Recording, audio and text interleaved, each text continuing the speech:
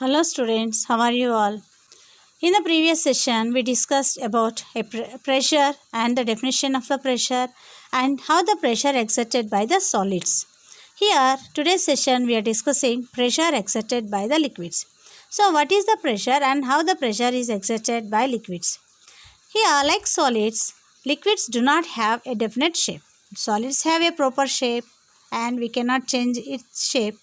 But here, liquids has no proper shape. Thus, the area of cross-section of liquids is likely to change with the change in shape of the vessel.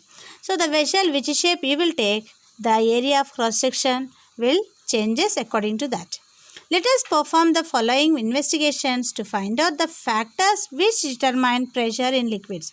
In the previous session, we discussed the factors determine the pressure by the solids, that is, the force how much you applied and the contact area. That's why pressure is equal to force by contact area we got.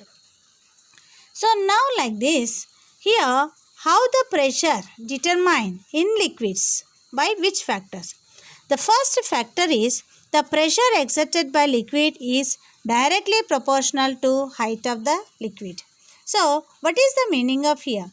If you take the vessel which is thinner vessel, the same quantity the height of the liquid will be raises. If you take broad vessel, then height of the liquid will be less. So that means the pressure exerted by the liquid depends on the height. If height is increased, the length of the volume of the water is more, then the pressure will be more. If the height of the liquid is less, the pressure exerted by it is less. So like this, here they have taken a glass tube 3 cm wide and 10 cm long and open at both ends. On one end of the tube tie a thin stretched rubber membrane. Now hold the tube in a vertical position and pour water into it. Now take 2 glass tubes which has both the sides open. Then in this glass tube you have to put one end of the glass tube, put 2 membranes here for the 2 tubes. Again in one of the glass tube put some water. Then you can see how the rubber membrane will be bulge out, and you can pour more water again. Then you can see how much the rubber membrane bulge out. So here the height of the liquid is less, that's why you will get the bulge of the rubber membrane is smaller. Then if the height of the liquid is more, then the rubber membrane size, the bulging size will be more because the height is changing. According to the height, here the size of the rubber membrane changes. So how this rubber membrane bulge out? Because of the pressure exerted by the liquid. So the pressure exerting by the first position is smaller than the pressure exerted by the second position. That's why here the size of the membrane is different here. Now second, the factor which determine the pressure of the liquid. The second factor, the pressure exerted by a liquid is directly proportional to its density.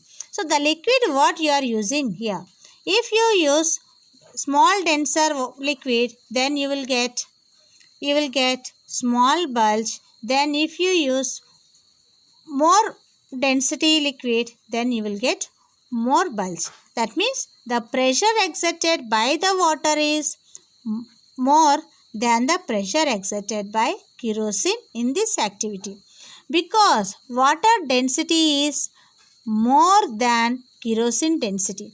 That's why when the pressure exerted by the water is more than the pressure exerted by the kerosene. These are the 2 factors which proves pressure is determined. So here the first factor is the height of the liquid. If the liquid height is more pressure will be exerted. If the liquid height is less, then the pressure exerted by the liquid is less. Again, the another factor is the density of the liquid what you are using here. If the density of the liquid is more pressure will be exerted. If the density of liquid is less, then less pressure will be exerted. Then how to calculate the pressure, how much exerted? The formula, it has been found that pressure exerted by a liquid at its base is given by the expression P is equal to HdG. Here P is the pressure, how much exerting pressure, and H is the height of the liquid, and D is the density of the liquid, and G is the acceleration due to gravity. This is how much pressure is exerted on the base of the container or whatever you have taking the vessel. Here pressure will not apply not only on the base of the container. It exerts the pressure on the walls of the container. That is called lateral pressure. Unlike solids, fluids exert pressure not only at the base but also on the sides of the walls. So, sides of the vessel. See here, this container is holding water. Then the molecules of water exerts pressure on the walls also and on the base also. So, here the pressure will be exerted by the water molecules on the walls is called lateral pressure. The pressure exerted by the fluids on the sides of the containing vessel is called lateral pressure.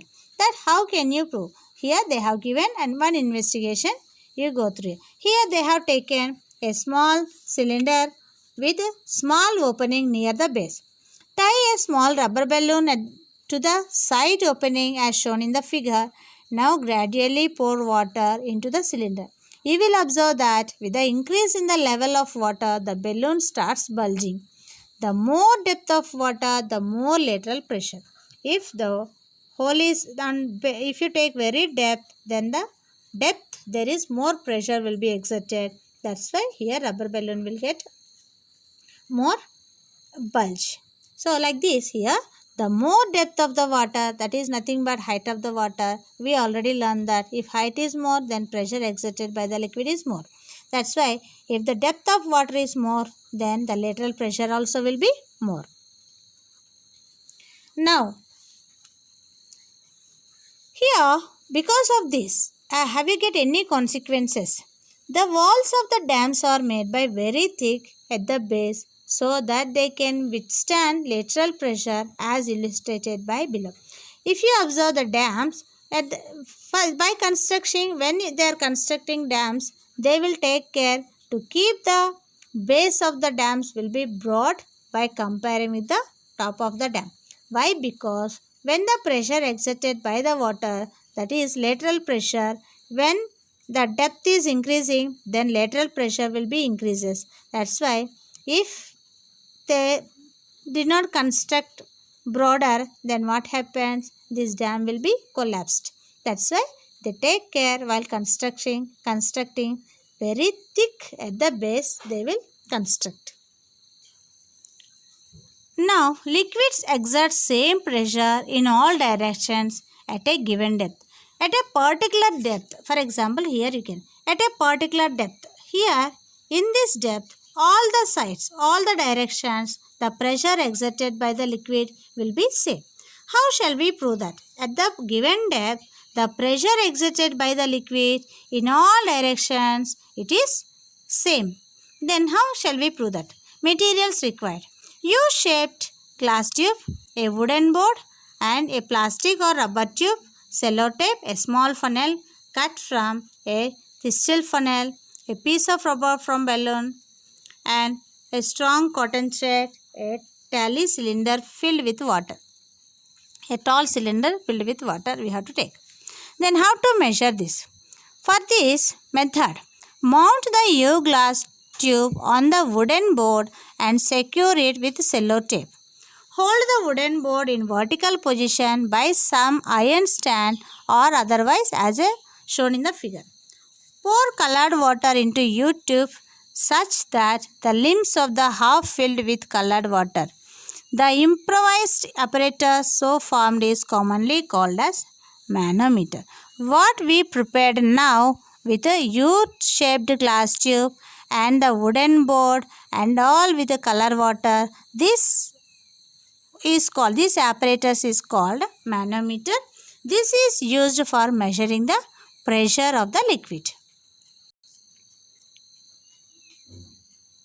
Now take the funnel and cover its mouth with a tightly stretched rubber from the balloon. So now take a funnel and keep for the funnel a tight rubber. This rubber is taken from the balloon. Secure the stretched rubber with a strong cotton thread.